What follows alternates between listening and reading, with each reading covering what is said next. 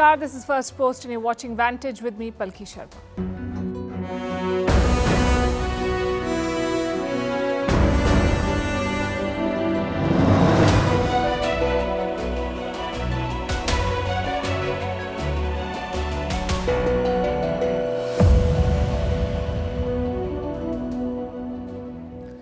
The war in West Asia is spreading. It was Israel versus Hamas before. Now it's the West versus the Houthis. The Houthis have been attacking ships in the Red Sea since November. The West has finally had enough.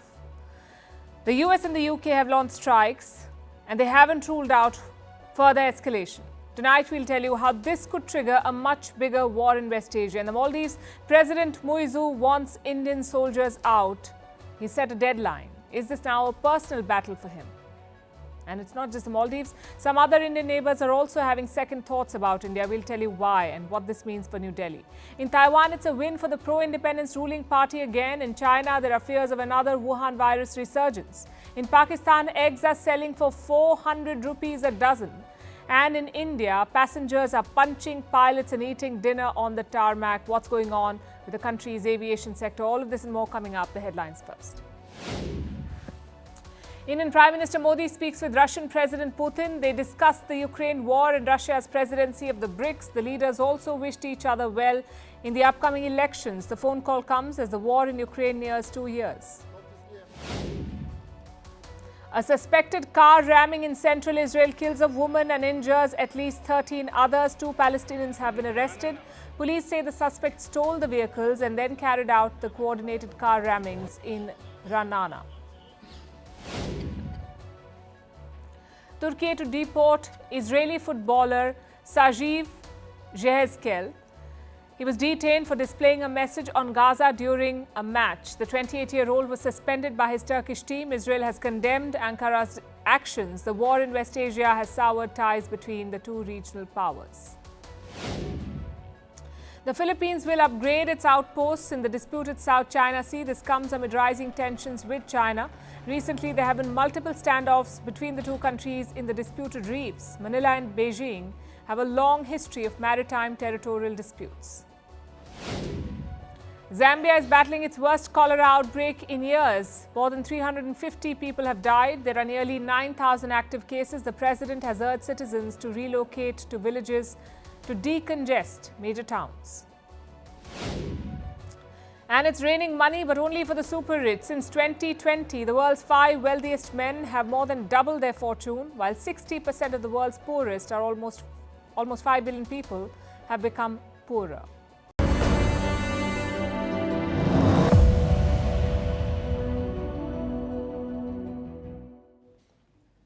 It's day 100 of the Israel-Hamas war, but the focus is elsewhere because a much bigger war is brewing, a war between the US and the Houthis. It all started last year. Yemen's Houthis began attacking commercial vessels. Some 26 ships have been targeted so far, most of them in the Red Sea, and this has hit businesses. Trade through this route is down by 40%, 40% down. Most ships are avoiding the Red Sea. Instead, they're taking the long route around Africa. So what did the US do? They cobbled up a coalition to fight the Houthis, and on Friday, this coalition hit back. Missiles and rockets pounded targets in Yemen. Take a look at this.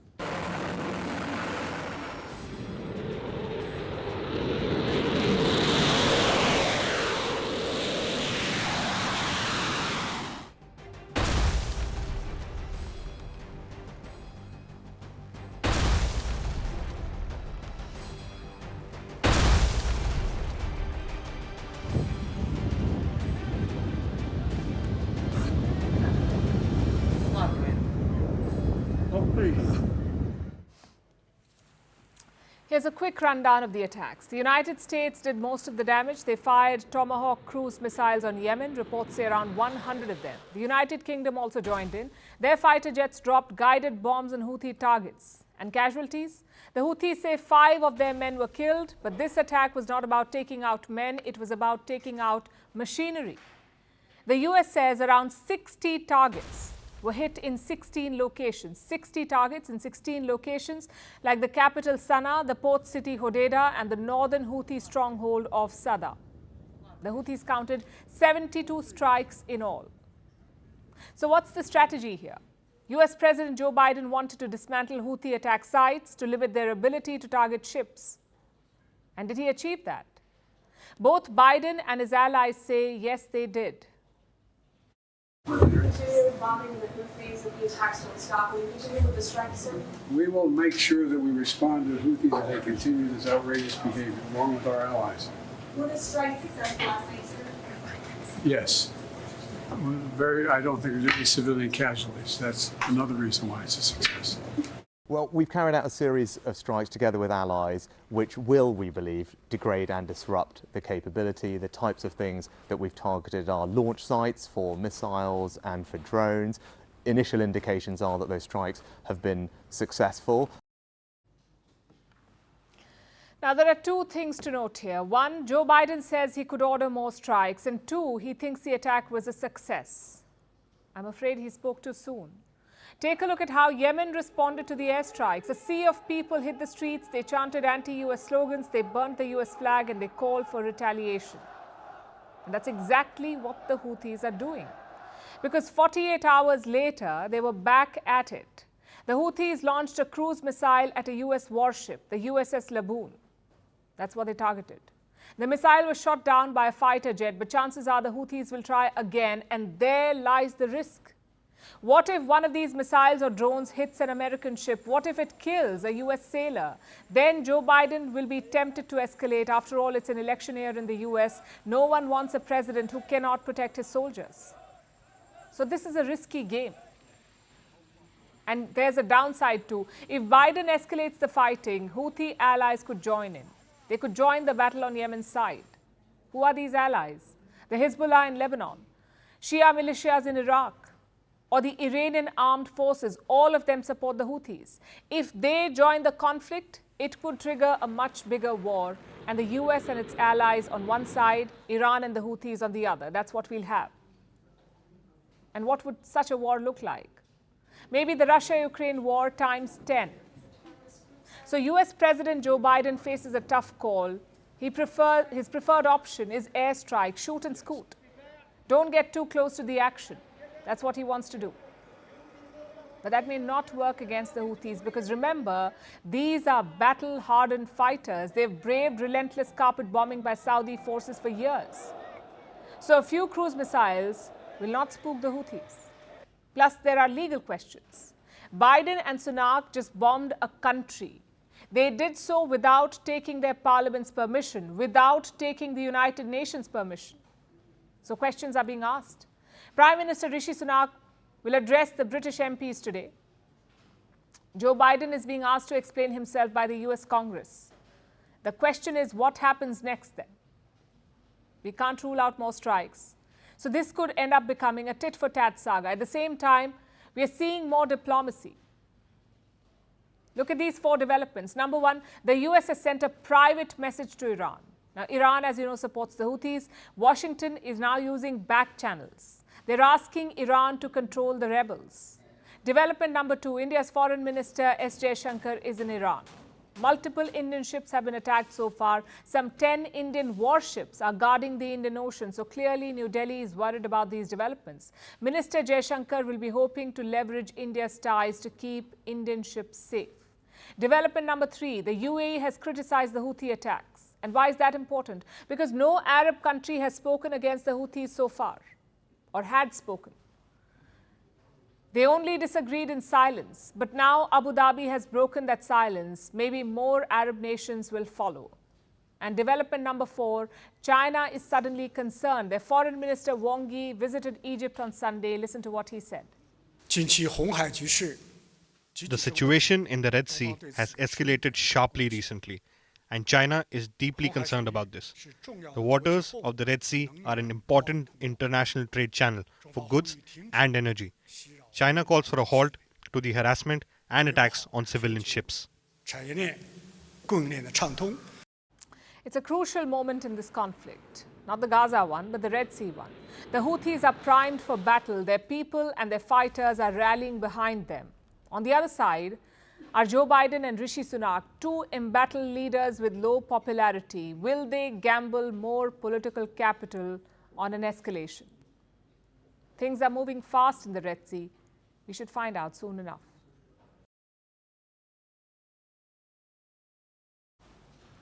Now let's take stock of another conflict. India versus the Maldives. It's intensifying. The headlines are going from bad to worse. It started with some ministers speaking against India and calling Prime Minister Modi names. They were suspended. Indian social media decided to boycott the Maldives. The Indian government expressed displeasure, and now the Maldivian president has weighed in. His name is Mohammad Muizzu. At the height of this controversy, he was in China on a 5-day visit. Now he is back, and over the weekend, Muizzu had a message for India. We may be small, but that doesn't give you the license to bully us. Aur bada shukriya. Do you see what he's doing there? Painting India as the enemy. It's an old strategy for him. It won him the election. He came to power 2 months back, and since then he's been at it, speaking and acting against India. It's like he's making this fight personal. His approach has become more confrontational, his tone more aggressive.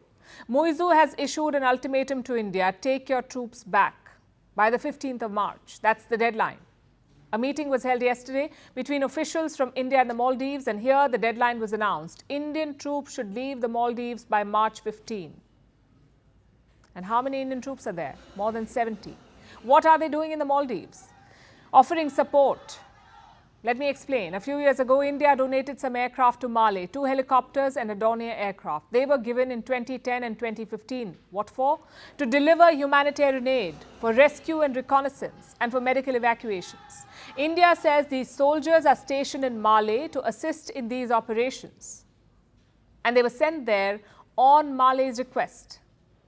In 2009, Mali reached out to New Delhi. It was worried about terrorism. It lacked military assets. It had no surveillance capabilities. So the island resorts were vulnerable. Mali feared that terrorists could take over the resorts. So it turned to India for help, and India obliged. India deployed military assets to protect the Maldives. This cooperation has lasted for over a decade. Now President Muizzu wants to dismantle it. The question is why? And for the answer, we must decode Muizzu's politics for you. There are 2 parts to it: the foreign policy that prioritizes China and the domestic policy that prioritizes radical Islam. Both are dangerous for his country and for the region. I'll start with the foreign policy. India out, China in. That's what Muizzu is trying to do. India out, China in. He calls China, and I'm quoting, the closest ally of the Maldives. Last week, he made a pitch to welcome Chinese tourists. Earlier, the number of Chinese tourists to the Maldives was higher. Then Indian visitors outnumbered them. Now Muizzu says China, and I'm quoting again, China should reclaim the top spot. He met the Chinese president. They signed 20 agreements, from tourism cooperation to disaster management, blue economy investments. Muizzu and Xi Jinping covered a lot of ground. China even promised grants to the Maldives, but no numbers were disclosed. Either way, he is rolling out the red carpet for the dragon and dragging his country further into debt. Whichever way you look at it, it doesn't look good. The second issue is the domestic policy that emboldens radicals. Just look at some recent events. In 2022, there was a yoga event in Mali organized by India. Radicals stormed the event. They disrupted it. Why? They said yoga is against the tenets of Islam. In 2021, radicals targeted Mohammad Nasheed. He was Speaker of the Parliament. Before that, he was the President of the Maldives. Mohammad Nasheed. He faced an assassination attempt in 2021. Radicals tried to kill him with a bomb. Nasheed survived, but the attack showed what the radicals were capable of. And now Mohammad Muizzu is in power. He is emboldening them. Soon after he took office, Muizzu promised to prioritize Islam. Let me quote from his statement. The new government will prioritize Islamic religion and Maldivian national sovereignty above all. Those were his words. And now he's walking the talk. Under his watch, Christmas celebrations were banned in the Maldives. This time, the local police released the order, banning all Christmas celebrations. This is the president pandering to his base. Some 500,000 people live in the Maldives. More than 90% of them are Muslim. So Muizzu is using his religious identity to secure his voter base and throwing out the troops that guard against terrorist threats. It's a risky strategy. Like I said, dangerous not just for the Maldives, but for the entire region.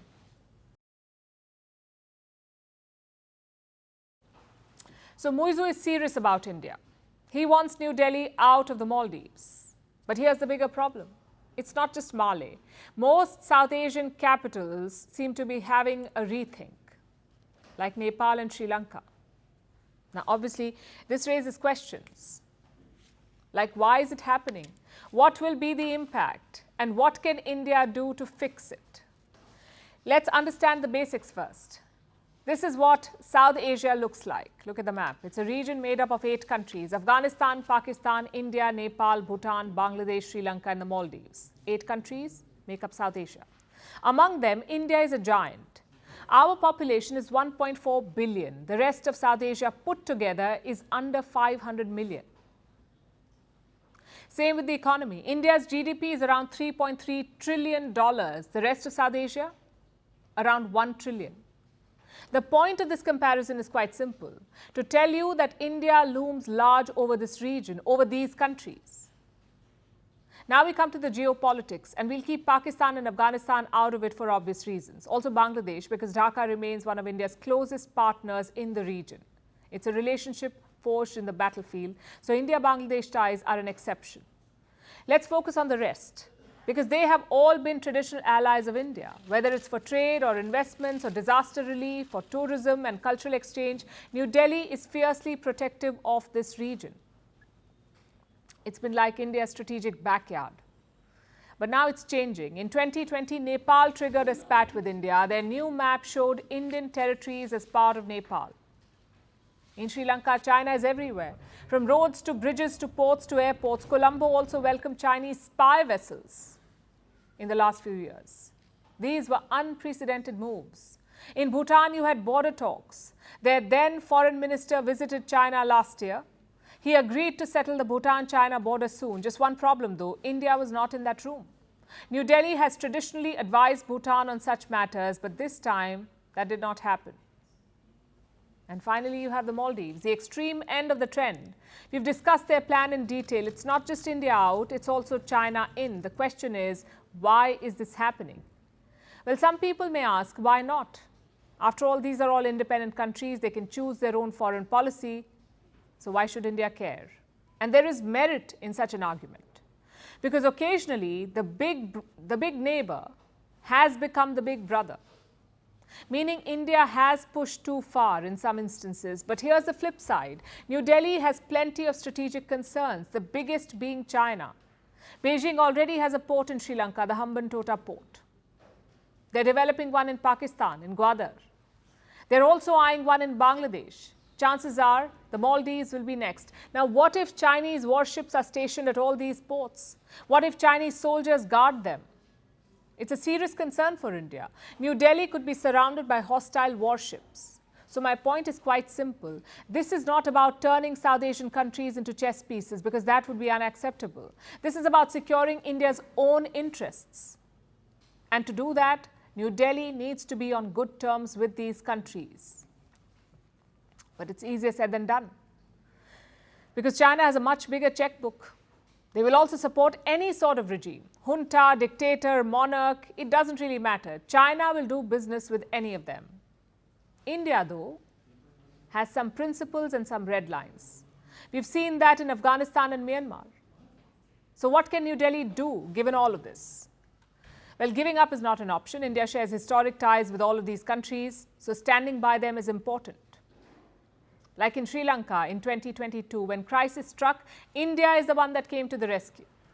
Or in Nepal during the earthquake of 2015, or in the Maldives during the water crisis of 2014, India has and should remain the first responder. It builds a lot of goodwill. It also keeps these countries stable. The last thing you want is some social upheaval in the neighborhood, something that China can further capitalize on. Secondly, it's about damage control. India may have a neighborhood first policy, others may not. So New Delhi needs to look at the second best thing. If India isn't first, it shouldn't be last. And to be fair, that's what the government is trying to do. When Mohammad Muizu won the election, Prime Minister Narendra Modi congratulated him. He also met Muizu in Dubai. even after this row, New Delhi has been poised. The government has handled things maturely. It is social media that has made it worse. Maybe it's a good idea to delink the two, because social media does not represent public policy. If it did, the US would be pro-Palestine and not pro-Israel. So the takeaway is quite simple. Keep emotions out of foreign ties. New Delhi has done that perfectly in Ukraine and Gaza. The key is to also do that in the neighborhood. And speaking of tense neighborhoods, let's look at what's happening in Taiwan. Taiwan held elections on Saturday, and the ruling party won. That's the Democratic Progressive Party. They've managed to hold on to the presidency, and this man is the president-elect, Lai Ching-te, who also goes by the name William Lai. He's also the current vice president of Taiwan, so basically he's got a promotion. But not everyone is happy about it, especially China. Beijing is furious at the election result. On the other hand, the US is quite pleased. In fact, Washington has sent a high-level delegation to Taiwan to congratulate Lai Ching-te on his victory. And this delegation is being led by a former US National Security Advisor. He met Taiwan's president-elect today, and this is what he had to say. We are thankful for the United States' long-term support of Taiwan. I believe our relationship will advance in a stable direction through our continuous hard work and become an important force to safeguard the peace and prosperity of the Indo-Pacific. That is Dr. Lai Ching-te, the son of a coal miner who became a Harvard-educated doctor, eventually joined Taiwanese politics and became a thorn in Beijing's side. Lai has been navigating Taiwan's politics for years. He served as a member of parliament for over a decade. Then he became the mayor of the city of Tainan for about 7 years. Then he was chosen as Taiwan's premier in 2017. In 2020, he became the vice president, and now he'll be the president. It's quite the political journey. Lai Ching-te will take office on the 20th of May this year, and he plans to continue the policies of his predecessor, which is why Beijing has a problem. Because Taiwan's ruling party is seen as pro-independence. They want independence from China. You see, Taiwan is a self-ruled island. Beijing wants to reunify it, to make it a part of China. But Taiwan's ruling party is against it. And by extension, so are a majority of Taiwan's people. Because this election was basically a referendum on China, and the people chose Lai. He once called himself a pragmatic worker for Taiwan independence. And this is a red line for China. They will never allow Taiwan to become an independent nation if they can help it. They keep saying a reunification will be achieved by any means necessary, even an all-out invasion, a war. Beijing refuses to rule out that possibility of taking Taiwan by force. Which is why Lai Ching-te is the worst possible choice from Beijing's perspective. He's pro-independence, he has good ties with the US, and he's vowed to defend Taiwan in the face of Chinese aggression. It's the worst combination for Beijing. So as you can expect, they're acting out. Yesterday, China conducted a live-fire naval drill. They made it a point to use a boat that succeeded older models, the 611. The older boat fought in a battle between China and Taiwan way back in 1965, and China says it won that battle. So this naval drill was basically a message, a threat to Taipei. And that's not all. Chinese officials have been on the offensive since Saturday's election. They've spouted fire both at Taiwan and at any country that dared to congratulate them on the election result. Regardless of changes in the situation on the island of Taiwan, it does not change the fundamental fact that there is only one China in the world, and Taiwan is an inalienable part of China. Taiwan has never been a country, nor will it be in the future.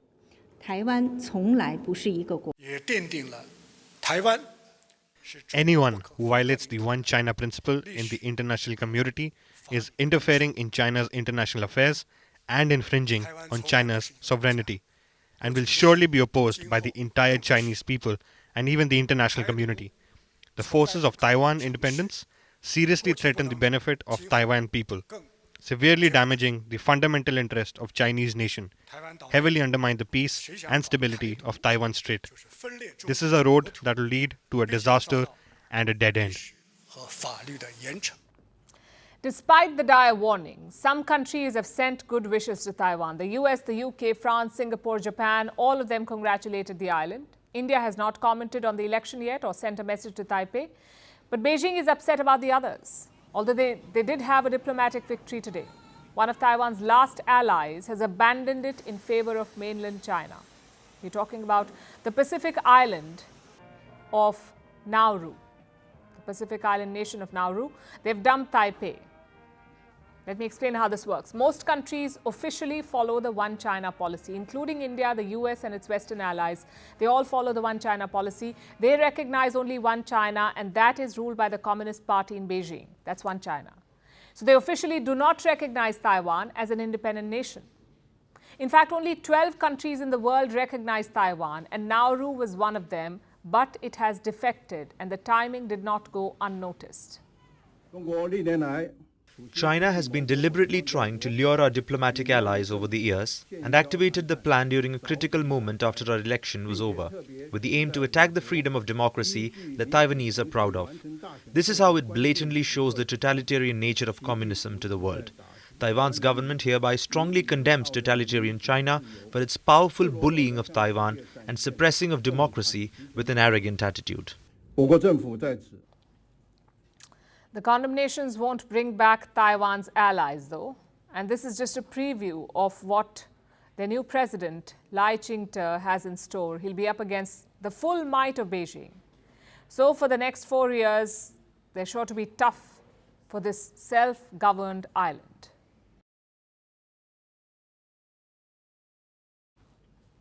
Meanwhile, China is bracing for another attack from its homegrown virus, the Wuhan virus. A resurgence is being reported thanks to a new subvariant called the JN1. Now, JN1 is linked to the Omicron that drove a surge in cases 2 years back. It's from the same lineage. But JN1 carries a mutation, something that gives it extra immune evading capabilities, and that is what makes it so contagious. China's current rate of cases is quite low, but authorities are worried about a rebound. So will the pandemic make a comeback in China? And more importantly, is Beijing prepared to deal with it this time? Our next report tells you. Residents dragged from their homes.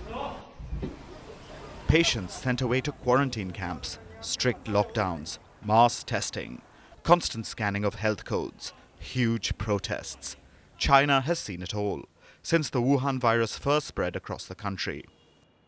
Since 2020, Beijing has tried it all. There was zero COVID, vaccinations, controlled movement. Then there was reopening. There was deletion of COVID data. Also, how the virus first emerged. Beijing's Wuhan virus story may look like it has come a full circle, but it isn't over yet, even after 4 years. For the rest of the world, the Wuhan virus is a distant memory, but China is wary again. Health authorities predict another resurgence, and it could be fueled by the new JN1 subvariant. The JN1 is a new COVID-19 variant. It is linked to Omicron, but it has greater immune-evading capabilities, and that is what makes it contagious. The WHO has called it a variant of interest, which means they are tracking it. At least 40 countries have detected the JN1 variant. Many of them are seeing a surge. China, too, is bracing for a rise. And it's because of 3 reasons. One is this new dominant variant. Second is a gradual downward trend in influenza. And 3, decline in population immunity. Authorities worry all of this might lead to a Wuhan virus resurgence this month, with the JN1 becoming the most dominant variant in the country. For now, the Wuhan virus cases remain low. Medical services, too, are stable. Most respiratory diseases are influenza. But authorities are worried about an upward trend in cases, especially those linked to the JN1 variant. With the approach of the winter vacation and the spring festival holiday, large-scale population movement and gatherings may accelerate the spread of respiratory diseases. It is essential to enhance monitoring and early warning, strengthen the management of key locations, and focus on key prevention and control measures. So is China equipped to handle another resurgence? Hospitals are already preparing. Training programs are on the rise. There is more human resource allocation. and they are using technology to streamline the process. So Beijing looks prepared, but has it learnt its lessons? With China, you can't really tell. Transparency and truth have never been their strong suit anyway.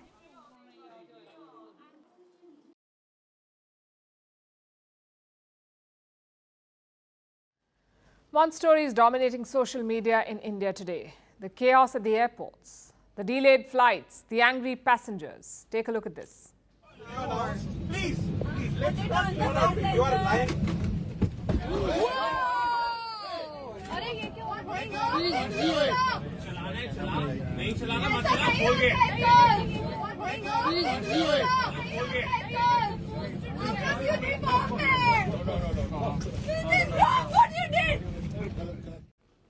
This happened yesterday on a Delhi to Goa flight. The departure was delayed by 13 hours.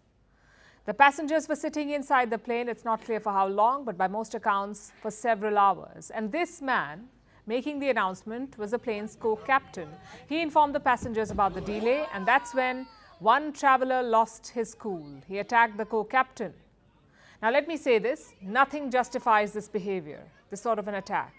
But the last 48 hours have been ugly for Indian aviation. Hundreds of passengers have been left stranded, leading to overcrowding at many airports. Airport staff have been under immense pressure. They're dealing with many frustrated, upset and angry passengers.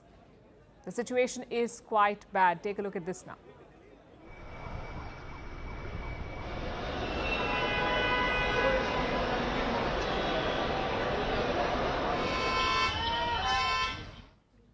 Those were the passengers of a Goa to Delhi flight. Their flight got diverted to Mumbai. The passengers were having dinner on the tarmac. And what triggered this chaos? Fog. A thick blanket of fog has engulfed North India. It is severely impacting air travel, especially from New Delhi. The pilots cannot see the runway. Visibility has been close to zero, so they cannot fly the planes.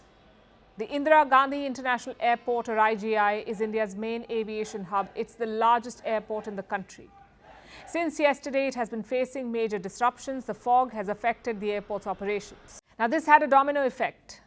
Airports across India felt the impact. Flights were delayed at multiple airports. It was a chain reaction.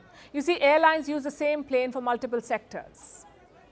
It works a bit like your delivery person on Swiggy or Zomato. Sometimes they pick up multiple parcels from the same restaurant, then they make deliveries. That's how the airlines work too.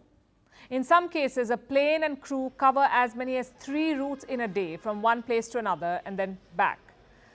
Now, since flights did not take off from Delhi, they disrupted the entire flight schedule for other cities as well. Passengers missed their connecting flights. In some cases, flights had to be cancelled.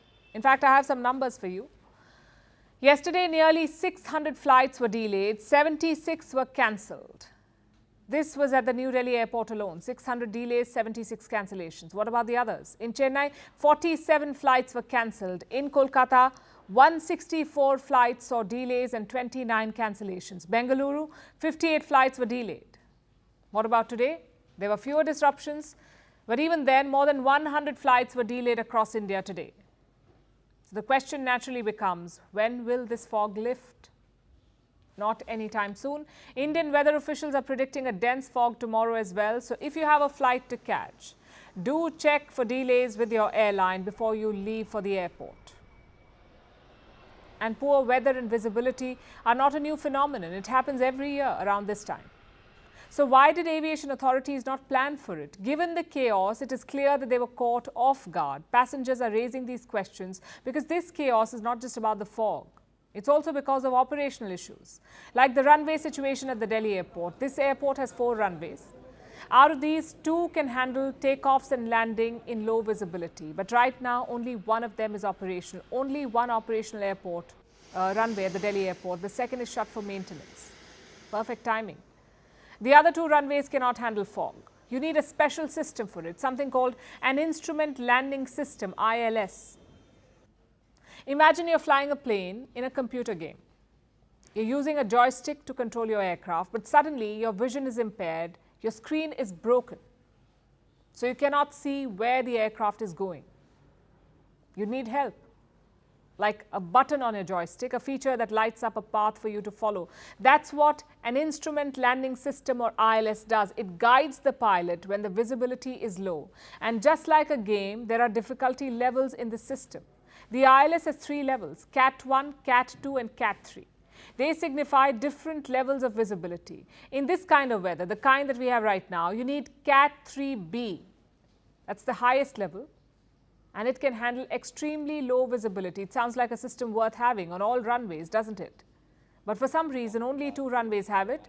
Now, after the chaos erupted, Indian authorities swung into action. Today, India's aviation minister shared an action plan. His name is Jyotiraditya Scindia. He said work on the second runway will be expedited. But it won't be enough. Airlines will have to do their bit as well. Deploy more planes that can fly in low visibility. Train more pilots who can fly on these runways.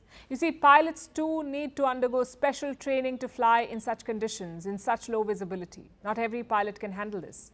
So you need more experienced pilots on the roster. And this is urgent because we cannot have one of India's best and biggest airports grappling with such issues. The Delhi airport is among the best in the world, and with infrastructure like this, India hopes to become an aviation hub. It needs functioning runways. India also needs airlines that respect their passengers. Today, social media platforms are filled with harrowing tales like this one. A passenger had to endure as many as 6 delays. He was flying from Kolkata. His flight got delayed 6 times. He missed a connecting international flight. When he tried to cancel his ticket and pull out his luggage, he was told the airline does not do cancellations. Will the airline compensate this passenger for his loss? Then you have passengers trapped inside planes, waiting for hours for the takeoff, in some instances without food.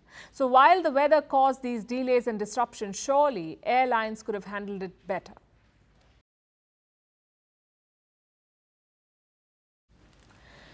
Now to America. It's a frigid morning in the state of Iowa. There's snow, there's freezing temperatures, but in high school gyms and town halls, the political race is heating up. Republicans are out of their homes.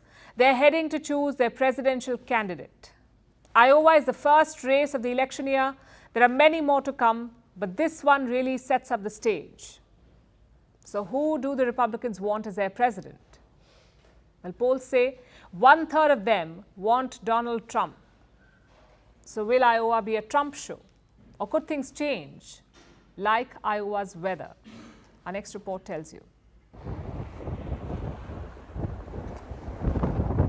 On Monday, the forecast in Iowa was grim. Temperatures were expected to fall below -20 degrees Celsius. Yet, Republicans in the state stepped out. They braved the freezing temperatures to vote for who they thought should be the Republican presidential candidate. But why just one state? To understand that, let's look at the American presidential race. America has 2 political parties, the Republicans and the Democrats. Both parties hold elections to choose their presidential nominee. Usually, there's an incumbent from one party, the one who is currently the US president. In this case, it's Joe Biden. He is the Democratic presidential candidate. On the other side, there are 4 to 5 candidates, out of which voters and party members will have to choose one. This is done in 2 ways. One is a primary. It's like a mini election. Voters cast their ballots, it's counted, and the winner is announced. Then there's the caucus. This is more of a town hall event. Party members gather in one place, they declare their preferences, and a candidate is chosen. Now, most states prefer primaries, but Iowa, like many Republican-leaning states, like a caucus. And it's a crucial one. The Iowa caucus kicks off the Republican presidential race. Whoever wins here has 2 advantages: an early lead in the race and momentum to win the following states.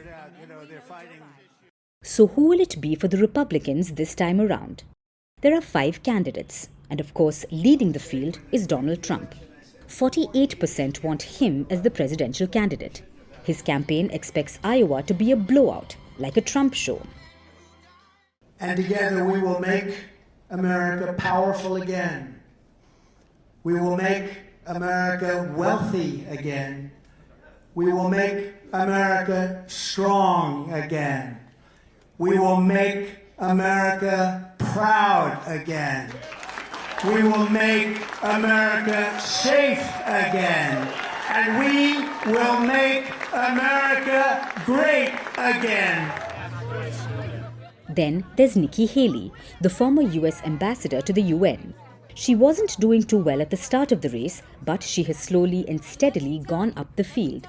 She's polling at 20%, so still miles behind Donald Trump. Another hard truth. I think President Trump was the right president at the right time. I agree with a lot of his policies. But rightly or wrongly, chaos follows him. You know I'm right. Chaos follows him. And we can't have a country in disarray and a world on fire and go through 4 more years of chaos. We won't survive it. You don't defeat Democrat chaos with Republican chaos. In third place, there's Ron DeSantis, the governor of Florida. He's polling at 16%. And lastly, there's Vivek Ramaswamy and Asa Hutchinson. They are both polling in single digits, so Trump has a towering lead. But that hasn't stopped him from taking digs at other candidates. Last week, he targeted Nikki Haley. He questioned the citizenship of her parents, a birther redux, just like he did with Barack Obama. But this week, Trump has a new target, Vivek Ramaswamy. He called Ramaswamy a fraud and a con man. Now, this is the first time he's criticized Ramaswamy, and it could be because of his campaign. They fear Ramaswamy could eat into the MAGA camp. How did Ramaswamy react? Surprisingly, he defended Trump, calling him the best president of the 21st century. But even as the candidates battle it out, Republican voters seem surer than the Democrats. At least 70% Republicans approve of Trump. Meanwhile, only 51% feel the same about Biden. Plus, his approval rating is at an all-time low. Biden's approval rating is at 33%. It's the lowest for any US president in 15 years. The Iowa caucus is just the start. The race will now move on to other states. Most people predict a 2020 rematch. But can Biden defeat Trump once again, or will Trump get his revenge?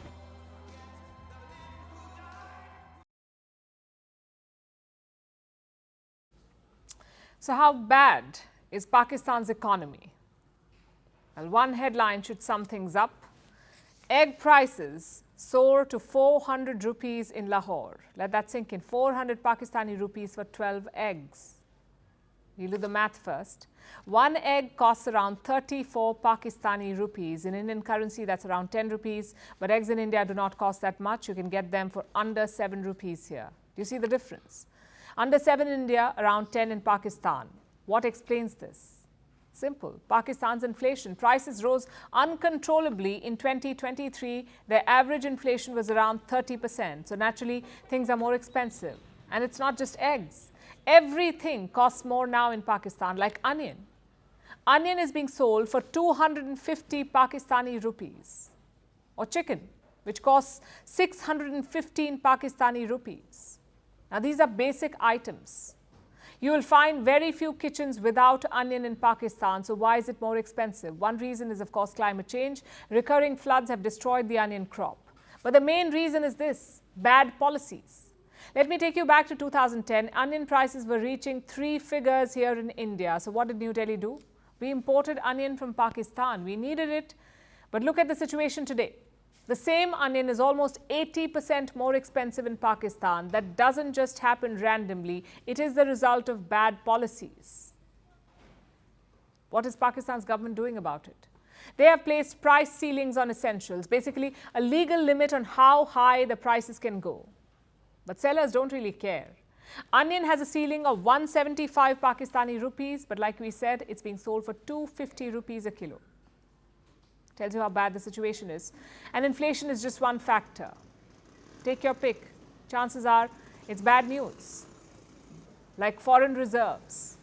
Pakistan has more than $8 billion, more than $8 billion in July 2023. And now, just under 7 billion. So no good news there. What about total debt?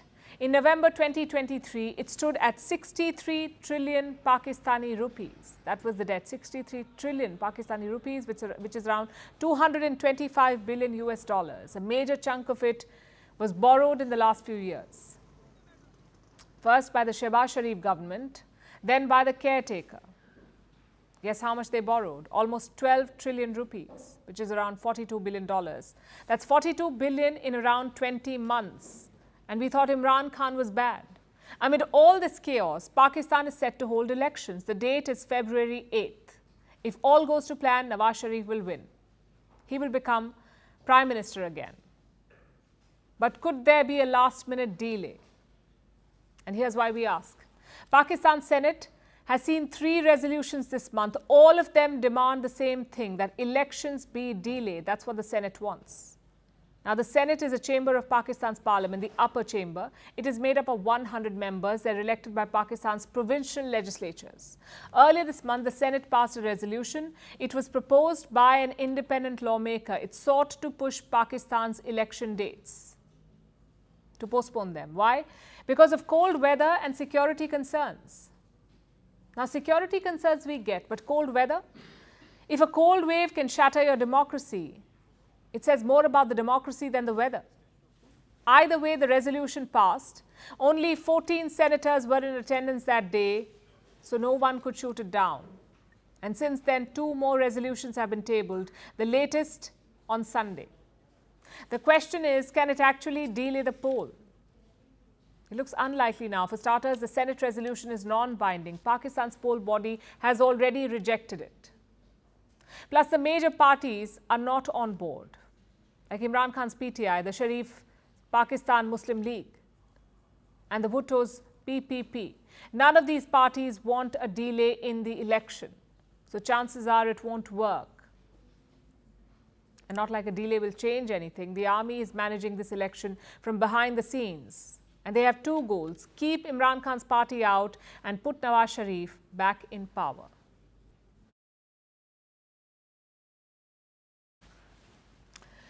Now let's turn our attention to the other side of Asia, to Kim Jong-un's North Korea. The Hermit Kingdom has had some news to share today. It claims to have test-launched a new type of missile over the weekend. It's apparently a solid-fuel hypersonic missile. And the hypersonic part is interesting. This means the missile can fly at 5 times the speed of sound, if not faster. That kind of speed makes these missiles a nightmare for air defense systems. And North Korea says it has successfully test-launched a hypersonic missile. Even if this is an exaggeration, the question remains, how is North Korea making advanced weapons? Who is funding them? How do they have money for missiles when their people are reportedly starving? And should the world believe their claims? Here's a report. Kim Jong-un is at it again. North Korea fired a missile yesterday, and South Korea and Japan were on full alert. North Korea launched a ballistic missile from its inland at around 1400 hours, Japan's local time, yesterday. North Korean state media confirmed this today with a triumphant announcement and a single photo. Pyongyang state media claims that it was a hypersonic missile. This means that it can travel at 5 times the speed of sound or faster.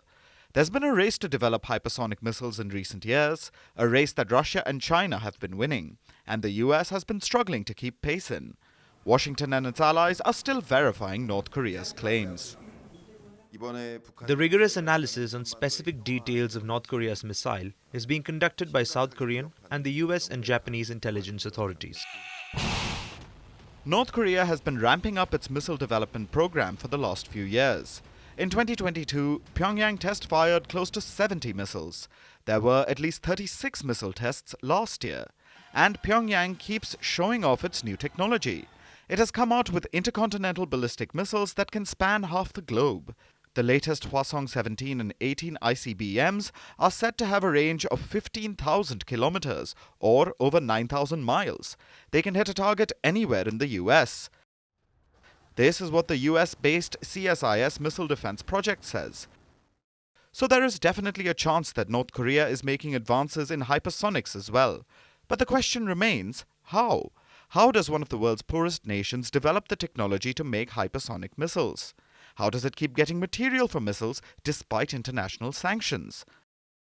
North Korea is likely getting its technical know-how through Iran. The West's other great adversary has been helping out its fellow pariah state. Iran has a history of cooperation with North Korea.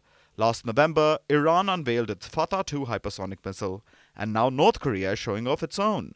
It could be a coincidence, but the timing is definitely suspicious. North Korea also shares land borders with China and Russia.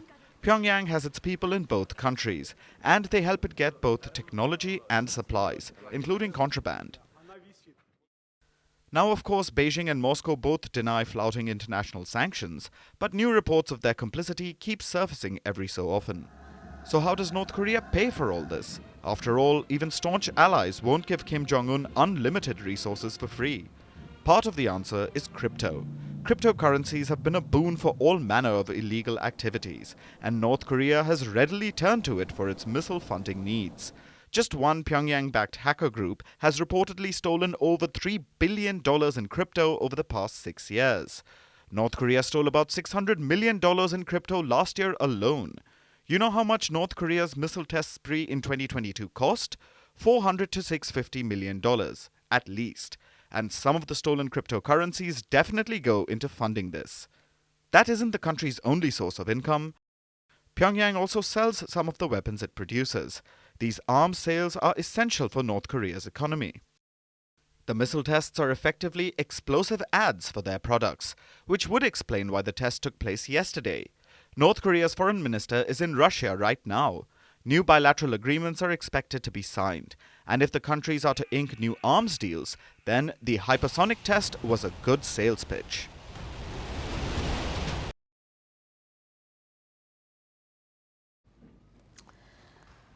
Be it the Golden Globes or the Governor's Awards, it's official, the 2024 award season is underway. So let me ask you this, what makes a good award show? The nominations and the wins, of course, the on-stage and off-stage drama, and the red carpet. Today, red carpets are the mainstay of award ceremonies. In many cases, they even upstage the awards. Sure, they're about gowns, glitz and glamour, but they do so much more. Red carpets can make or break careers. They fuel multi-million-dollar deals and even manufacture and sell brands. In short, red carpets are an economy in their own right. And whom do they benefit? Our next report tells you. Ancient Greece explored a salmagundi of spheres. Politics, philosophy, arts, science, you name it. Its contributions to humanity are wide-ranging, but some are less talked about than others, including the Crimson Path. Well, the contemporary world has a less ominous-sounding name for it. We call it the red carpet. It was traditionally used to welcome royalty. Today, it still welcomes them, along with film royalty, political dignitaries, even a bunch of teenagers tick-tocking their way through it.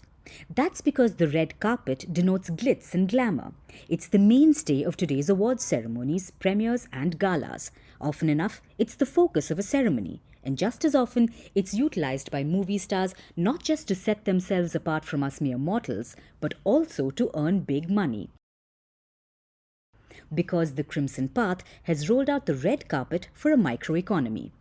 It's the direct result of the rise of social media and the growing influence of those behind the scenes. Stylists, hair and makeup artists, photographers, nail technicians, trainers, dermatologists, nutritionists.